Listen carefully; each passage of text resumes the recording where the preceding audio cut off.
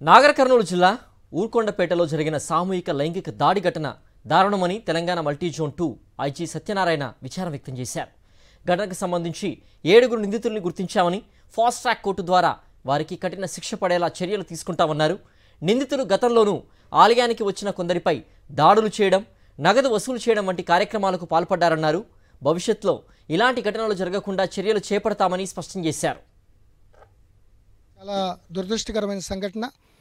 టెంపుల్కి almost all ఒక 400-500 మీటర్లు వెళ్తాం. టెంపుల్లో భజనల కార్యక్రమాల శబ్దాల్లో ఎవరు కూడా ఇది గమనించే అవకాశం లేకుండా పోయింది. సో తర్వాత ఒక విలేకరు గారి ద్వారా వీళ్ళు ఎక్స్ట్రాక్షన్ డబ్బులు పోయినాయి అని ఆ సహచరుడు చెప్తే, ఈ డబ్బులు పోవడం కాదు, ఒక జంట వస్తే డబ్బులు పోవడం ఏంటని ఎస్పీ గారు, డిఎస్పీ గారు చాలా సీరియస్గా తీసుకుని సీసీ ఫుటేజెస్ అన్నీ తీసుకోవడం, దాంట్లో అనుమానితుల కదలికలు సరిచూసుకుని ఇమీడియట్గా ఎవరైతే ఉన్నారో 6గురిని అరెస్ట్ చేయడం జరిగింది. తదుపరి కేసు రిజిస్టర్ అయినాక ఇంకొక వ్యక్తిని కూడా అరెస్ట్ చేశారు. విచిత్రం ఏంటంటే, దేవాలయంలో అవుట్సోర్సింగ్గా ఏదో అన్న సమారాధన సందర్భంలో ఒక అవుట్సోర్సింగ్ ఎంప్లాయీ మహేష్ గౌడ్ అని ఒక అతను కూడా దీంట్లో పాలు పంచుకోవడం చాలా దురదృష్టకరం.